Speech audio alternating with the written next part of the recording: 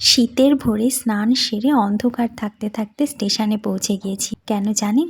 মায়াপুর দর্শন করতে। মায়াপুর শব্দটি শুনলে সবার আগে মনে পড়ে পৃথিবীর সব থেকে বৃহৎ মন্দিরটা এখানেই অবস্থিত। আর এটি সম্ভব হয়েছে শ্রীল ভক্তি বেদান্ত স্বামী প্রভুপাদের অক্লান্ত পরিশ্রমের প্রচেষ্টার ফলে। আর গুরু শ্রীল ভক্তি সিদ্ধান্ত সরস্বতীর নির্দেশ ছিল তিনি যেন পশ্চিমা বিশ্বে অর্থাৎ ইংরেজি ভাষাভাষী দেশে শ্রীকৃষ্ণের বাণী প্রচার করেন, এবং এই লক্ষ্যেই তিনি পৌঁছে যান আমেরিকায়।